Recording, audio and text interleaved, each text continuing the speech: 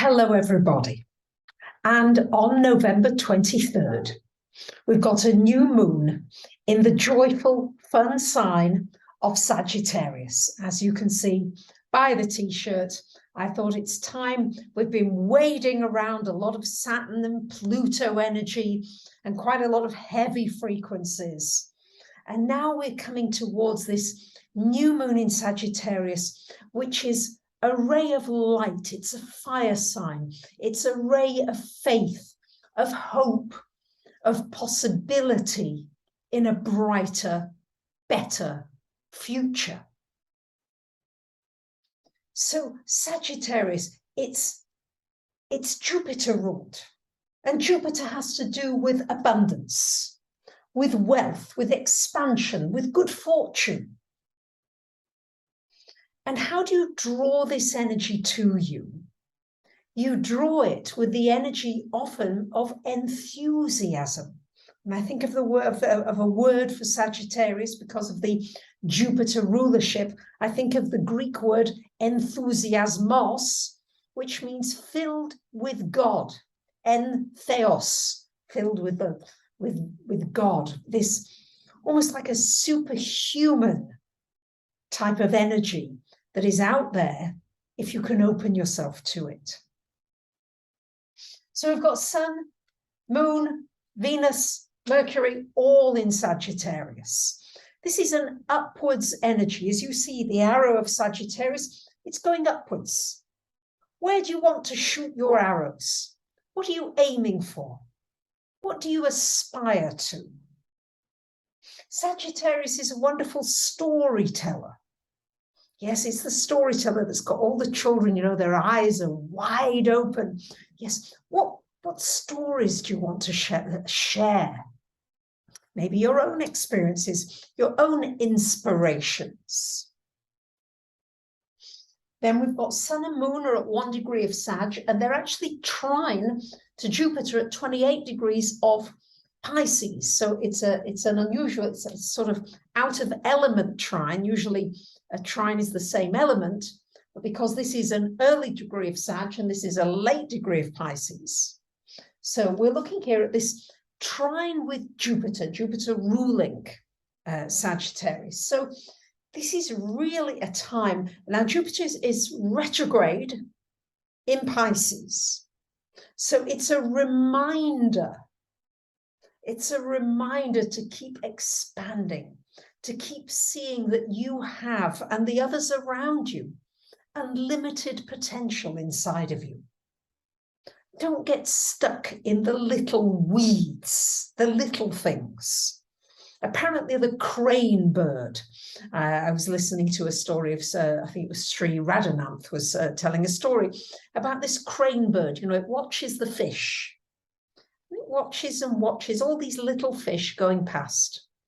And it can watch for hours. Then all of a sudden, there's a really big fish, and whoosh, it comes down and gets the big fish. And that's very Sagittarian in its attitude. Don't mess with the little piddly things. Focus on what's really important, what inspires you, and what really matters to you. So this is a reminder to look at your creative abilities, the things that you can do creatively that really will cause you to have that sense of fullness. I think of Jupiter as being very grateful for the many blessings that you've got in your life. So look for those blessings. And when you see them and experience them, then funnily enough, more come to you. Khalil Gibran has a great quote here. He says, enthusiasm is a volcano on whose top never grows the grass of hesitation. So be that volcano of enthusiasm, of optimism, of possibility, because we've also got Venus and Mercury conjunct in Sag, and they are trying to Chiron in Aries. This is an opportunity, because it's a lot of fire, to burn up old hurts and pains and wounds, and just to whoosh, burn it away. Yes, just let off a firework and say, okay, it's gone. Yes, so now, what Jupiter can do in this energy is it can take you to extremes. And as we know, the Buddhists talk about the middle path. And I've noticed that it is just as destructive, actually, to be in an extreme of sadness and depression and downward end pull, as much as it is to be in an overexcited state. Yeah, when you're overexcited, you're on a high, there's got to be some kind of a low or a coming down off that high. So there's always a reminder here to think about the areas in your life. Am I going to an extreme here? And how do I need to bring this back into balance? I'm reminded of Yogananda, who said, be calmly active and actively calm. I am the Prince of Peace, sitting on the throne of poise, directing the kingdom of my activity. And always remember, Sagittarius, optimism, humor. There's always something funny somewhere. For me, I always get it when I speak with my lovely Auntie Jenny, who, God bless her, will be, 101. It's not far off. And the doctor was talking to her because they don't make this sleeping pill that she's had for about 40 years. And the doctor's, giving her something else now. And he said, but Jenny, he said, this might be addictive. And she answered him right back, do you think it matters at my age? Right back. So Sagittarius is honest, truthful, to the point. My dear Saggy friend Nina, she forgot my birthday, completely clean forgot. It's totally fine. But I had a surprise from her yesterday when she came over with a lovely card and a big present saying, I'm really sorry I forgot your birthday. And I know it's 3 weeks late, but I didn't forget you. And that's just this honesty here. So be honest, be straight, be sincere, be kind.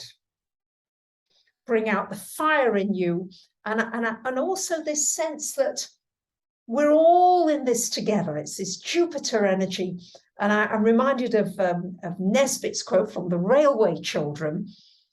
I think everyone in the world is friends. If you can only get them to see that you don't want to be unfriends. So I'm friends with you. Who can you be friends with? Let's send out that Sagittarian energy of friendliness, of generosity of spirit, and seeing that we're all part of this wonderful soup together. So this is an opportunity with a new moon for new beginnings, planting new seeds in your expansion and growth, and this bringing some fire energy into your world.